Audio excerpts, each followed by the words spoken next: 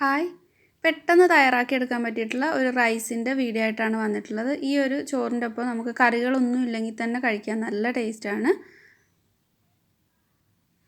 അപ്പോൾ ഇത് എങ്ങനെയാണ് ചെയ്യുന്നതെന്ന് നോക്കാം. ഇതിന് വേണ്ടിയിട്ട് ഞാനിവിടെ മഷ്റൂം എടുത്തിട്ടുണ്ട്, പിന്നെ കോളിഫ്ലവറും ബീൻസും ആണ് എടുത്തിട്ടുള്ളത്. ഇതെല്ലാം ഒന്ന് നന്നായിട്ട് ഇതേപോലെ ഒന്ന് കട്ട് ചെയ്തെടുക്കാം. അപ്പോൾ നിങ്ങൾക്ക് ഇഷ്ടമുള്ള വെജിറ്റബിൾസൊക്കെ എടുക്കാം. ക്യാരറ്റ് എടുക്കാം, ക്യാപ്സിക്കം, അങ്ങനെ ഇഷ്ടമുള്ളത് എടുത്താൽ മതി. ഞാനിപ്പോൾ ഇവിടെ ഈ ഒരു 3 വെജിറ്റബിൾസാണ് എടുത്തിട്ടുള്ളത്. എല്ലാം നന്നായിട്ട് ഒന്ന് കട്ട് ചെയ്തെടുത്തിട്ടുണ്ട്.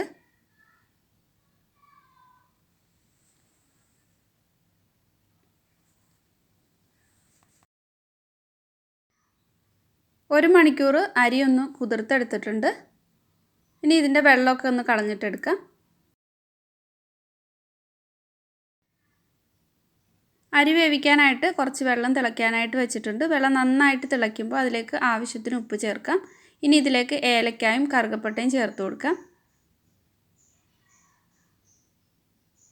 വെള്ളം കളഞ്ഞു വെച്ചിട്ടുള്ള അരിയും ചേർത്ത് കൊടുത്തിട്ട് ഇത് നന്നായിട്ടൊന്ന് കുക്ക് ചെയ്തെടുക്കാം. ഒരുപാട് അങ്ങ് ഉടഞ്ഞു പോകരുത്. അപ്പോൾ ഒന്ന് ഒട്ടിപ്പിടിക്കാതിരിക്കാൻ വേണ്ടിയിട്ട് 1 ടേബിൾ സ്പൂൺ ഓയിൽ ചേർത്തിട്ടുണ്ട്.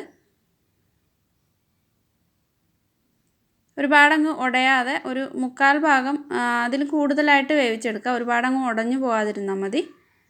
വേവിച്ചിട്ട് അത് ഒന്ന് വെള്ളം കളയാനായിട്ട് ഒന്ന് അരിപ്പയിലേക്ക് ഒഴിച്ചു കൊടുക്കുന്നുണ്ട്. ഒട്ടും തന്നെ വെന്തൊന്നും പോയിട്ടില്ല. ഇതിനി കുറച്ചൊന്ന് തണുത്ത് വരട്ടെ. ആ നേരത്ത് വെജിറ്റബിൾസൊക്കെ ഒന്ന് വഴറ്റിയെടുക്കാം. ഒരു പാത്രം അടുപ്പത്ത് വെച്ചിട്ട് അതിലേക്ക് ഒരു ടേബിൾ സ്പൂൺ ബട്ടർ ചേർക്കുന്നുണ്ട്. ബട്ടർ ഇല്ലെങ്കിൽ ഒഴിവാക്കിയാൽ മതി. ഇനി ഇതിലേക്ക് ഓയിൽ ചേർത്ത് കൊടുക്കാം. ബട്ടർ ഒന്ന് മെൽറ്റായി ഓയിലും ചൂടായിട്ടുണ്ട്. അതിലേക്ക് ഒരു 2 ടേബിൾ സ്പൂൺ വെളുത്തുള്ളി ചെറുതായിട്ട് കട്ട് ചെയ്തതാണ് ചേർത്തിട്ടുള്ളത്. വെളുത്തുള്ളി കുറച്ചൊന്ന് പച്ചമണമൊക്കെ മാറി വന്നപ്പോൾ ഇതിലേക്ക് നമ്മൾ അരിഞ്ഞു വെച്ചിട്ടുള്ള മഷ്റൂം ചേർത്ത് കൊടുത്തിട്ട് നന്നായിട്ട് വഴറ്റിയെടുക്കാം. മഷ്റൂമിന് കുറച്ചൊരു കുക്ക് ചെയ്യണം. അപ്പോൾ അതുകൊണ്ട് കുറച്ചൊന്ന് നന്നായിട്ട് തന്നെ വഴറ്റിയെടുക്കുന്നുണ്ട്. ഒന്ന് നന്നായിട്ട് വഴന്നു വന്നാൽ ഇതിലേക്ക് ബീൻസ് ചേർത്ത് കൊടുക്കാം. ബീൻസും കോളിഫ്ലവറും കൂടെ അങ്ങ് ഇട്ട് കൊടുക്കുന്നുണ്ട്. എന്നിട്ട് നന്നായിട്ട് ഒന്നുകൂടി ഒന്ന് വഴറ്റിയെടുക്കാം. അപ്പോൾ അതിലേക്ക് ആവശ്യത്തിന് ഉപ്പ് ചേർത്തിട്ടുണ്ട്. അപ്പോൾ ഇത് ഒന്ന് വഴന്നു വന്നിട്ടുണ്ട്. ഇതിലേക്ക് ഇനി ഒരു മുട്ടയാണ് ചേർക്കുന്നത്. മുട്ട ചേർത്തിട്ട് നന്നായിട്ടങ്ങ് ചിക്കിയെടുക്കാം. അപ്പോൾ നിങ്ങൾക്ക് കൂടുതലായിട്ട് മുട്ട വേണമെങ്കിൽ 2 മുട്ടയൊക്കെ ചേർത്ത് കൊടുക്കാം. ക്യാപ്സിക്കം ചേർക്കുന്നുണ്ടെങ്കിൽ ഈ സമയത്ത് ചേർത്ത് കൊടുത്താൽ മതി. ഞാനിവിടെ തക്കാളി അതിൻ്റെ ഉള്ളിലുള്ള സീഡൊന്നും ഇല്ലാതെ ഒന്ന് കട്ട് ചെയ്തിട്ട് ചേർത്ത് കൊടുത്തിട്ടുണ്ട്.